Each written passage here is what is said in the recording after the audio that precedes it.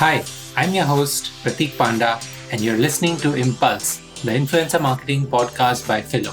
Here, we talk to the best and brightest in influencer marketing to help answer all your questions, from finding the right influencers to making sure you have the best influencer marketing strategy. So let's get started. Hello, everybody. Welcome to another episode of Impulse, the influencer marketing podcast. And joining today is Justin Levy. Justin is the Senior Director of Influencer Marketing and Head of Community at Demandbase, a smarter GTM company for B2B brands whose mission is to transform how B2B companies go to market. Justin is also the author of a book called Facebook Marketing, Designing Your Next Marketing Campaign. He also has a tremendous amount of experience in building successful communities. So today with him, we are going to talk about B2B influencer marketing, online communities, and so much more. Thank you so much for joining us, Justin. It's great to have you here. Thank you for having me. I'm excited. Awesome. Great. So right off the bat, one thing that I like to ask all of my guests, give me one controversial hot take on influencer marketing. I think a hot take or something controversial right now is the conversation between influencer and creator, right? And it's not that I think that there's not a difference, because I do acknowledge that there is, but the word influencer has gotten a bad rap over time, because I think where people see the delineation is that influencers just a shill for a company, and that's something that I have to debate with people from time to time. But they think that in quote unquote influencers a shill for a company, whereas a creator creates content and is then hired by companies to create content. The way that myself and I know plenty of other people that lead influencer marketing at their companies, or may have it included as part of, say, social programs, they don't work with shills for their brand, right? But I do think that over the years, some celebrities and folks of that nature or brands that aren't as ethical maybe have paid people to be shills, to just spew their brand content and products without understanding of how they could work with that person more. So I think that there is that hot take, or that debate's going to stay around. But I do think the issue at hand with that is that people tend to say that influencers are shills for companies. Or just say whatever the company tells them to, or fill in the blank, right? And creators are somehow different. That's interesting. And do you think that's a perception from the consumer side as well? So do you think it's affecting, like if you call yourself an influencer versus a creator, does it affect how your audience is viewing you? I think it can. Sure. One of the things that I think is anyone can be a creator, right? I create, you create, many listeners or people that will view this create content. It could be blogs, podcasts, videos, LinkedIn content, whatever it may be. Some people may only create because they find joy in it, and they have no intention on moving into, say, an influencer status, or to potentially work with other brands, or take sponsorships, or advertising dollars, or anything of that nature. There are plenty of people, though, that do reach a point in their career where they make the decision to associate themselves with brands. Sponsorships for podcasts, pure influencer plays where you create a certain number of videos, or involve yourself in their content. I also think that one of the things, and this can be consumer, like the end user, or creator side of things, I think it applies to both, is that at least as of now, we won't have say my title, right? We won't have a senior director of creators marketing, or creator something, right? It just doesn't exist. The market is influencer marketing. Yeah.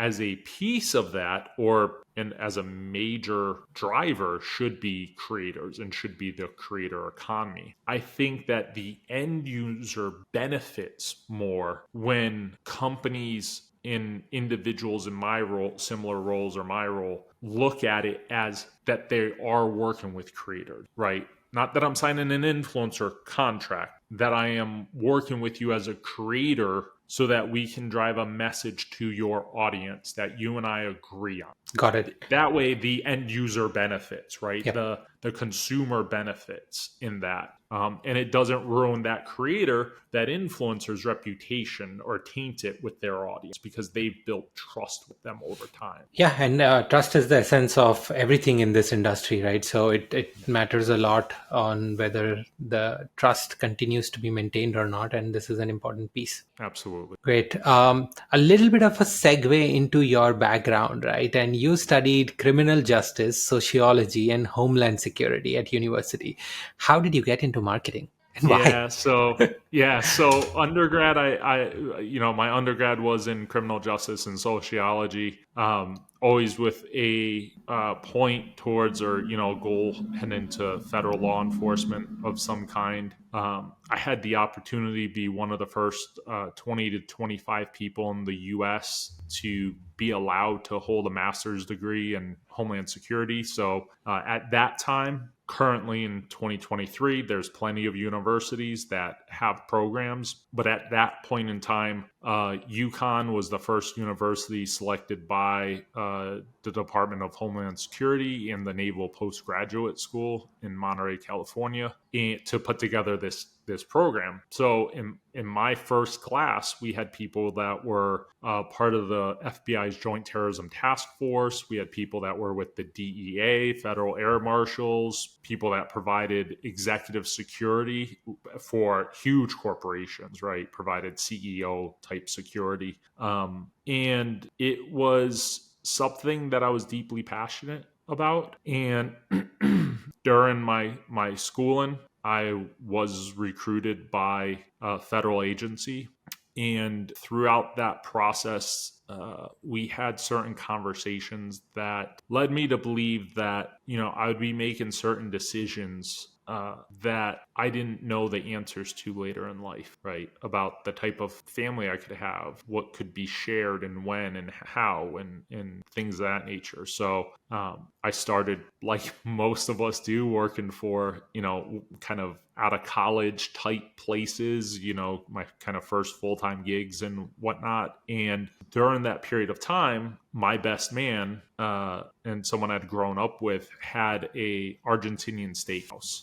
He had the opportunity to buy it at a certain point. He bought it, and like most chefs in this world, if you know the restaurant world at all, most get the opportunity to buy or open their own place and don't understand the business side of it as well as they could. And so the restaurant was losing 20 to 30% month over month.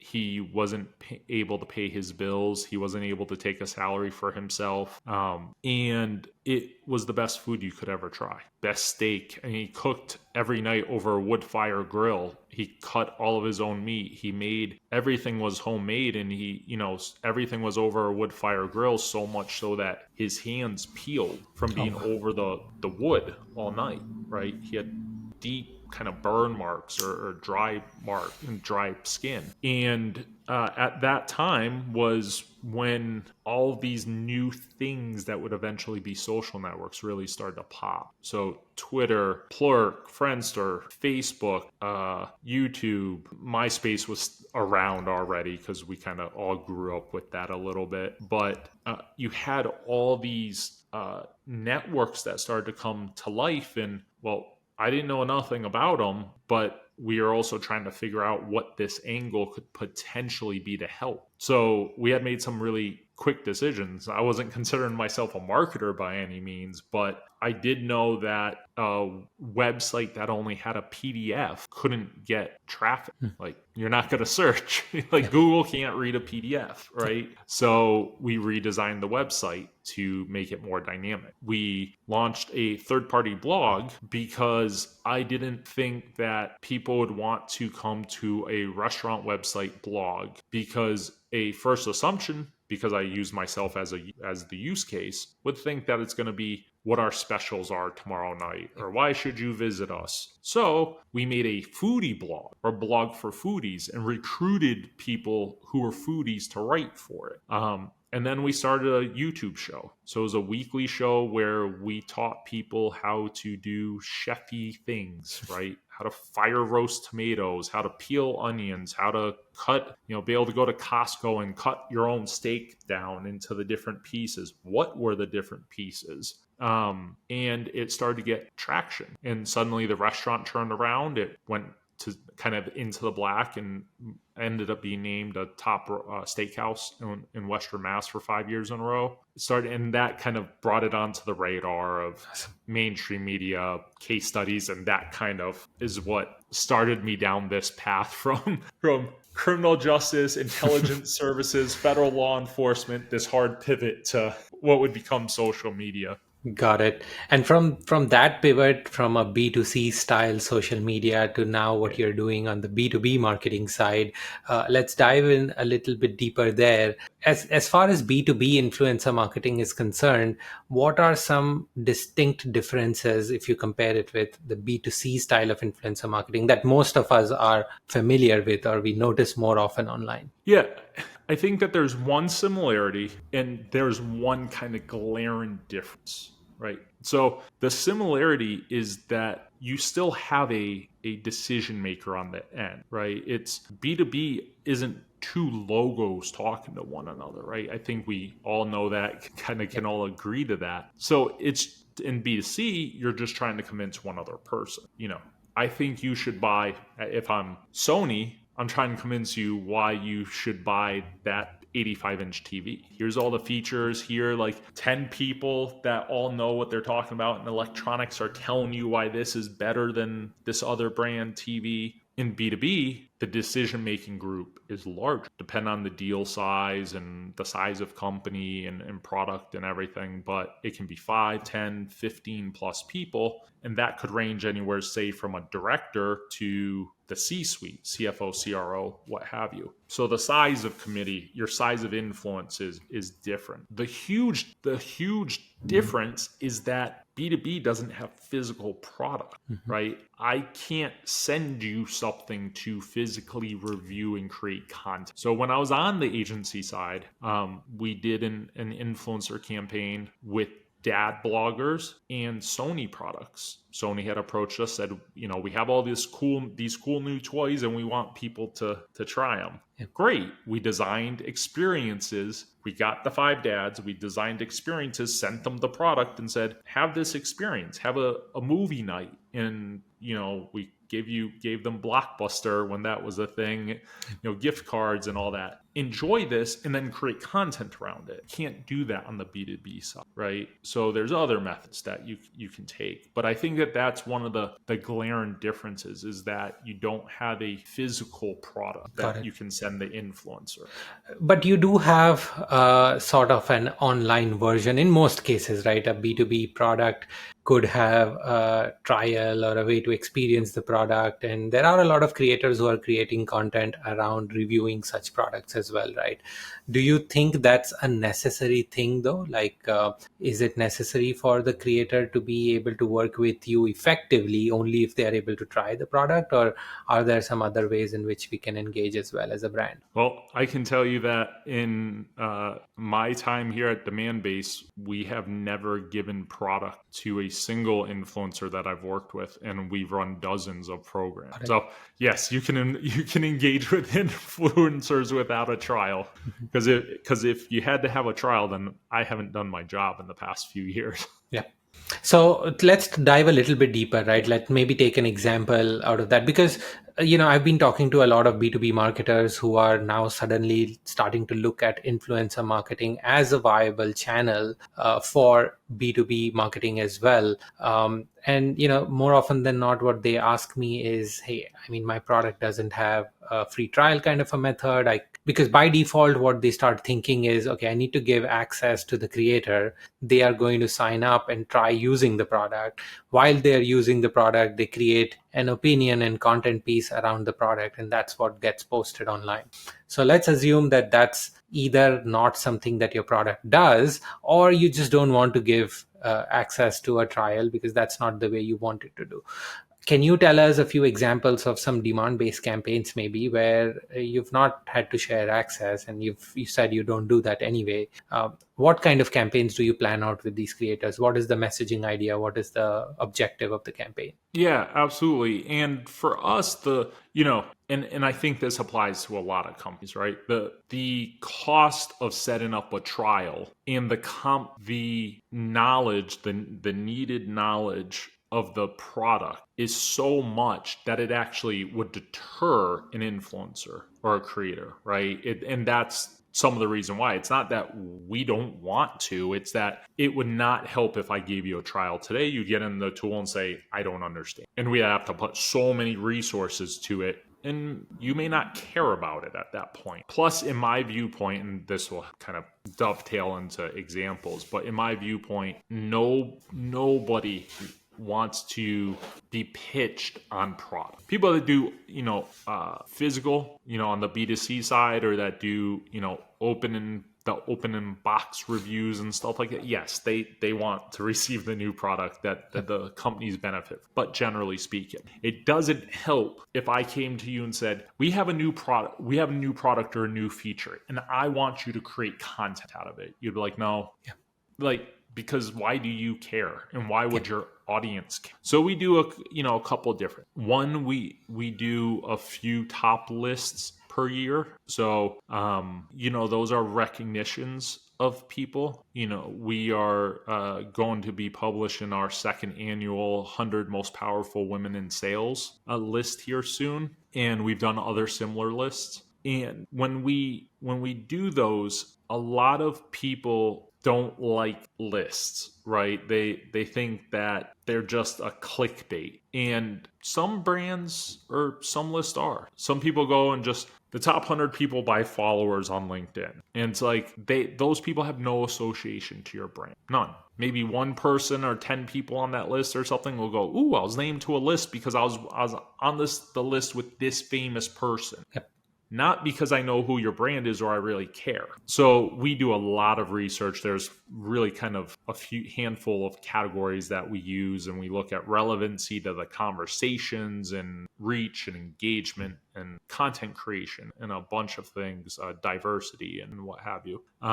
So with those lists, we'll create custom social cards for these people, and then we'll reach out to each one of them. So when the 100 women list is published, I will send out 100 individual emails to those women with their social cards attached, some messaging, some congratulations and what have you. Those, and then we'll have 2 to 4 blog posts. We'll have a few other digital touch points. Inevitably, within minutes of us starting that outreach, actually while I'm in the middle of it, people start to update their LinkedIn bios and their headers and, the little about section on LinkedIn, not the actual section where you can write a lot, the headline, and they'll start to update it. Demandbase 2023 100 Most Powerful Woman, or whatever, because it's true recognition. Now, so that's one thing.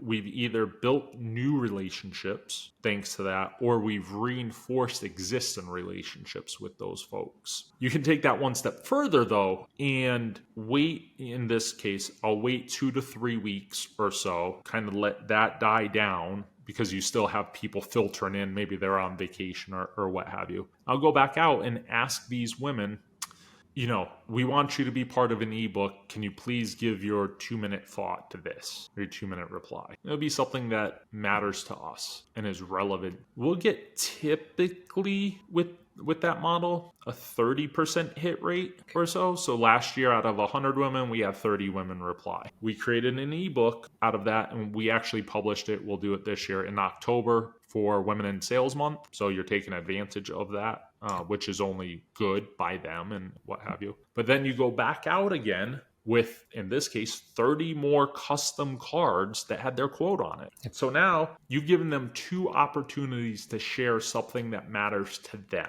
As a brand, you've now had, let's even say 80 women shared initially, and then 30 in this list. So you've had 110 external touch points now, times that entire reach, times all those numbers. So that's the blood, sweat, and tears version. Yep.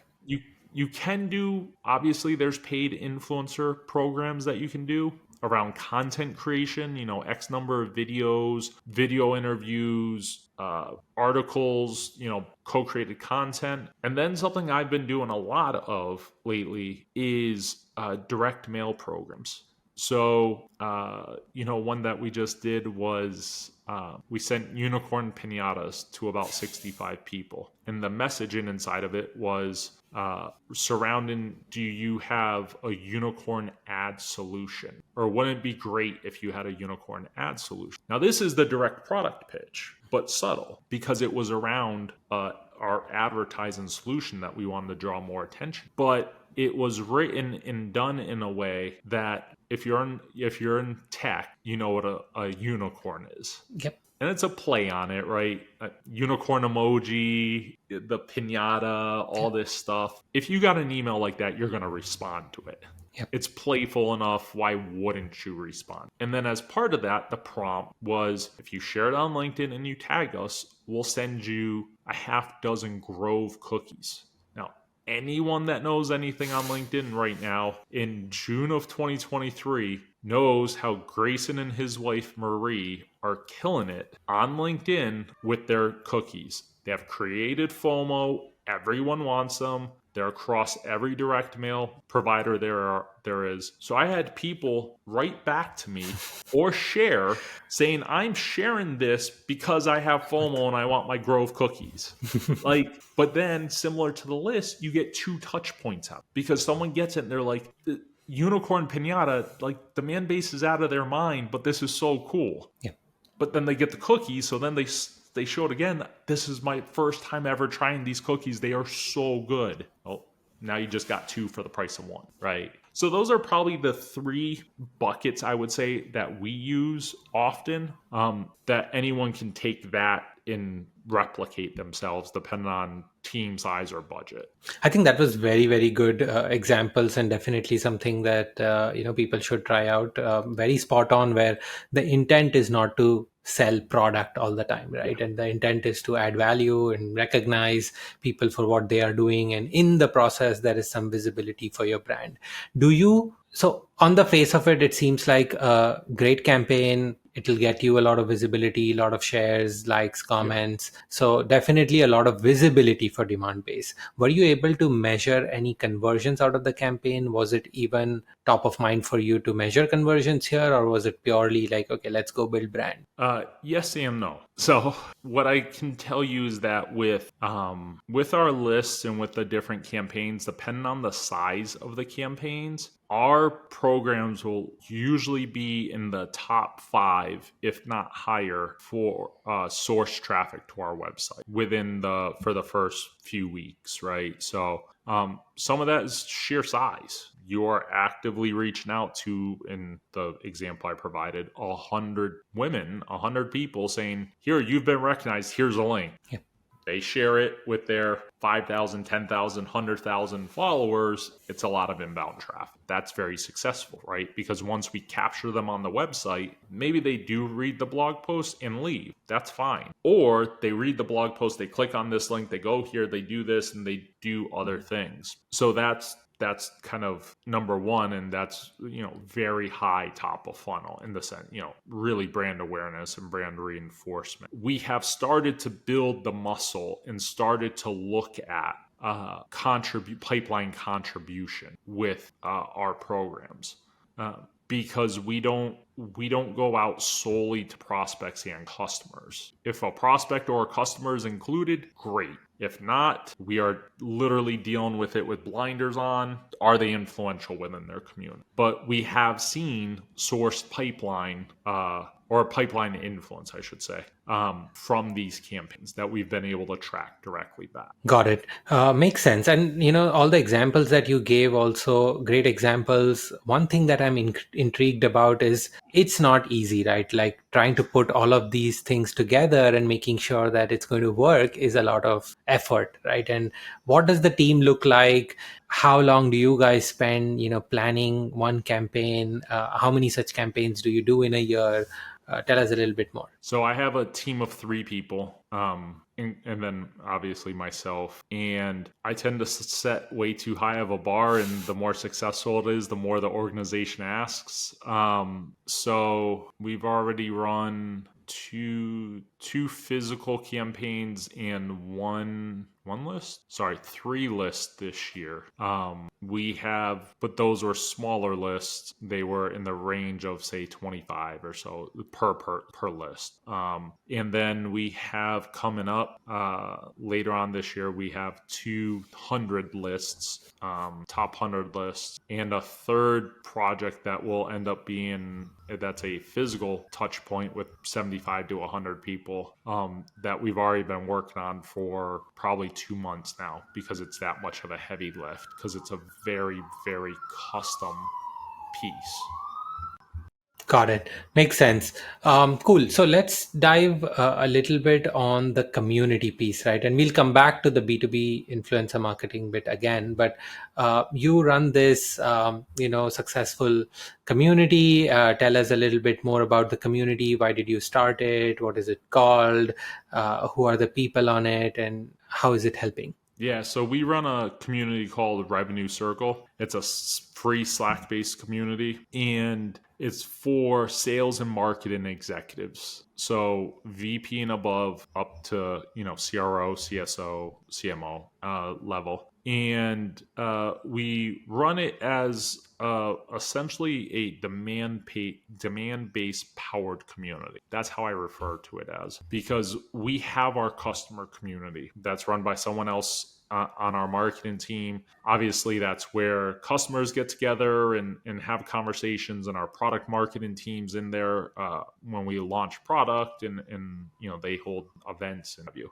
This is a third-party community where the focus is not on Demandbase. It's another executive engagement touch point for us, of which we have several executive engagement touch points. But this is one for us where, our goal is to engage with those personas, and, everything from silly questions of the day to drive engagement, like, does pineapple belong on pizza? And it absolutely does. I will fight anyone that tells me it doesn't. To in-person events like happy hours, to virtual events, virtual kind of webinars on topics like generative AI and dark social and the state of GTM and partner-led growth and ABM and all these topics that are of interest. And then the probably other big part that we do, I think separate from what other communities do, is that we pay to have industry thought leaders active within the community. And it's to create content that's of value to the community. So everything we do is of value to them, not what we want, but it's how,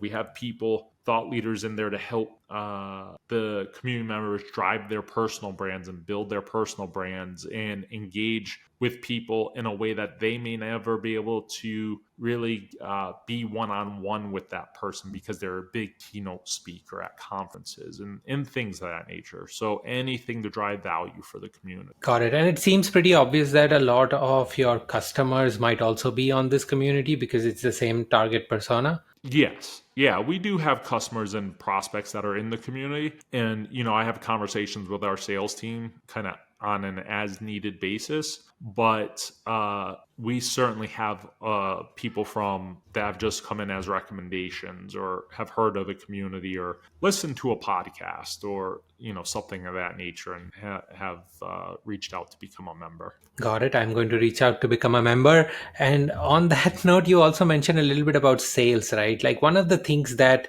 we as marketers also try to deal with on a daily basis is, sales. Supporting sales is one of our, primary purposes, obviously. But at the same time, a lot of times when you're trying to build things like community, right, you as a marketer want to do an honest effort towards building community. And like you said, the main thing is providing value. And that means that you have to prevent yourself in trying to oversell your own product or brand, right? Do you get pushed by sales a little bit that, hey, there's a big audience there, I need more leads this month, let's go do a shout out about this? No, never.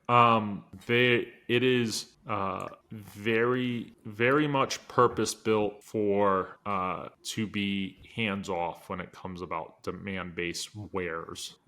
We will only promote things in that community if it's of value and benefit to the community members. So if we promote or back a study of some kind, right?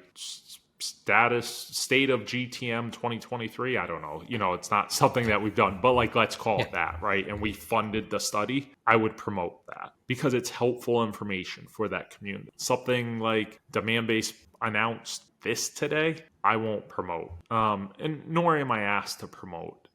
People seem to have an understanding of that. Now, naturally, some community members may come in and congratulate the company, congratulate us, but it's unprompted. It's that they saw the news somewhere else. Got it. Coming back to the B2B influencer marketing part, right? It's definitely something that's picking up as a hot channel.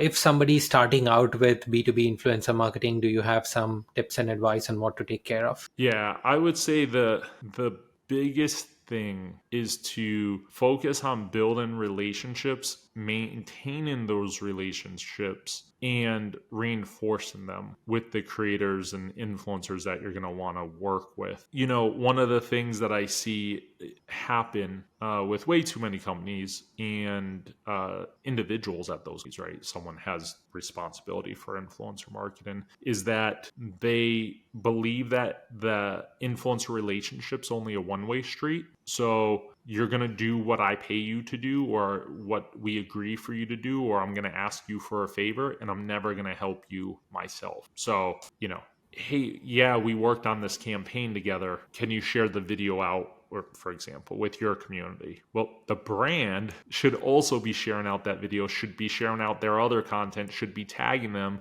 because the brand also has community members that are in a sphere of influence to that creator. So too many people look at influencers or creators or what have you, their relationship as a one-way street. That's absolutely wrong. And secondly, like I said, focus on, the maintenance and building of relationships and then I would say not to get caught up in the big names.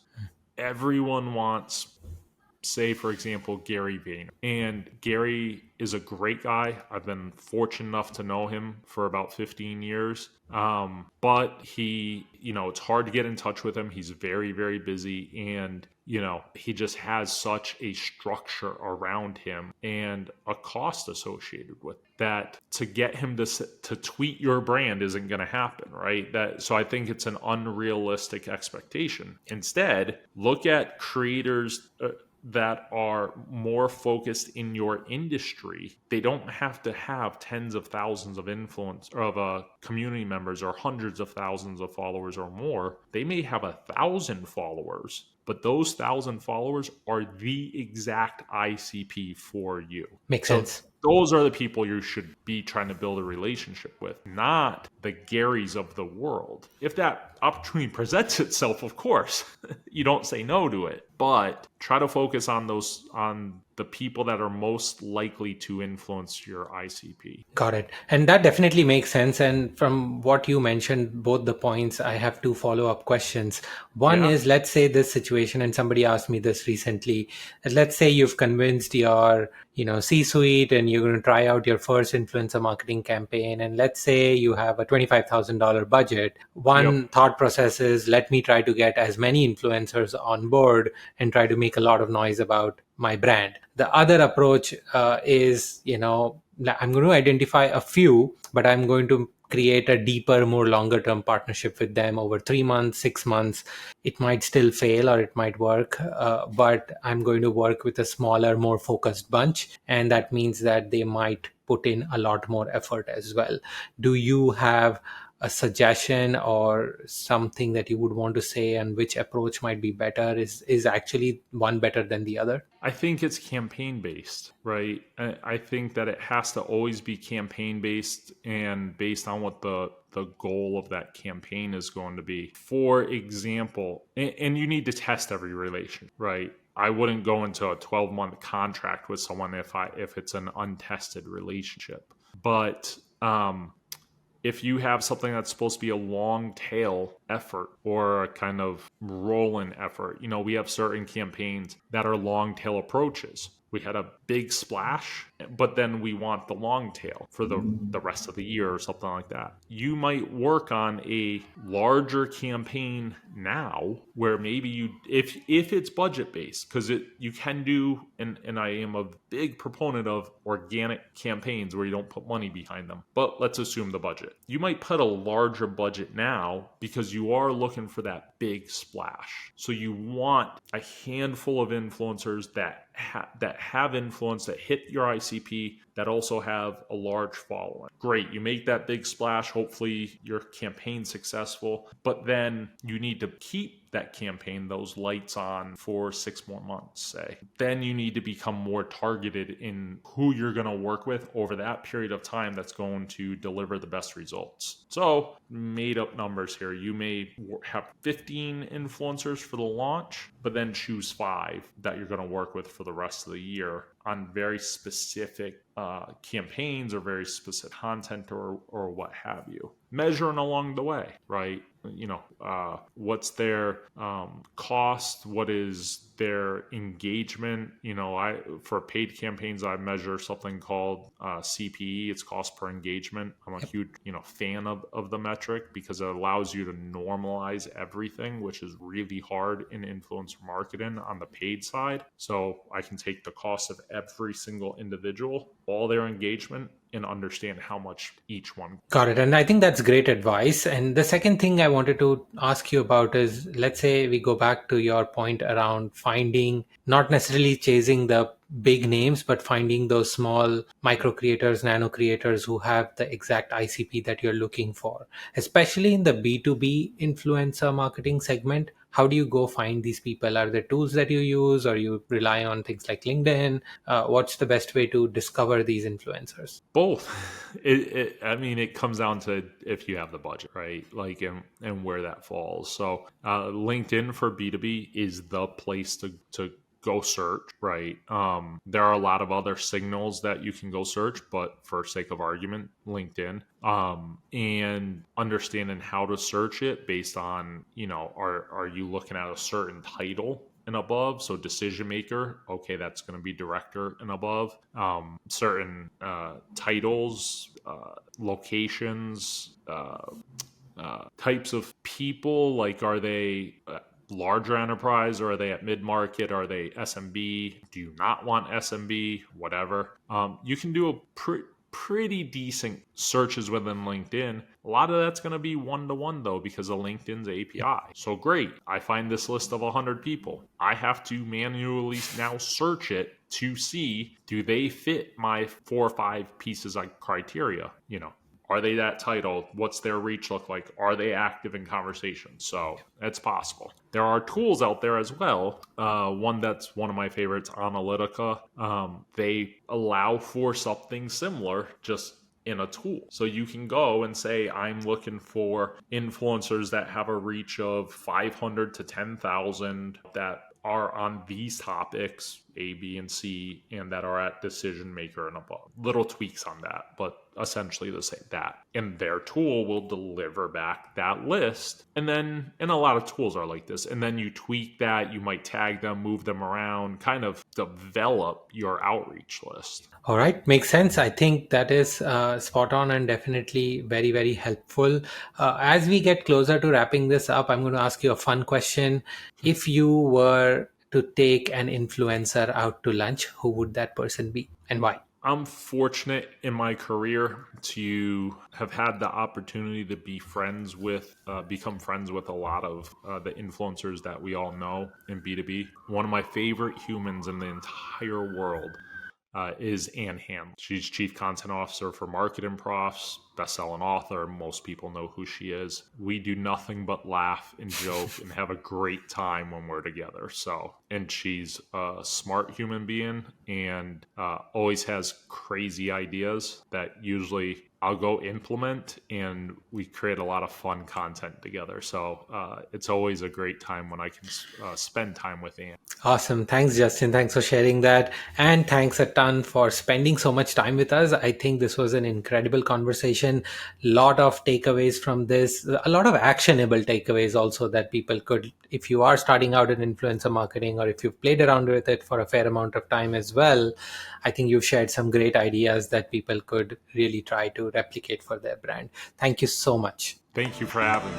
Impulse, the influencer marketing podcast, is brought to you by Phyllo.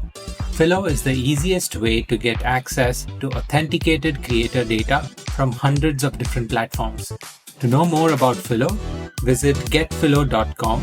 That's getphyllo.com. Also, make sure to search for Influencer Marketing Podcast in Apple Podcasts, Spotify, Google Podcasts, or any of your favorite podcast listening platforms. And don't forget to click subscribe so you don't miss out on any future episodes. On behalf of the team here at Phyllo, thank you so much for listening.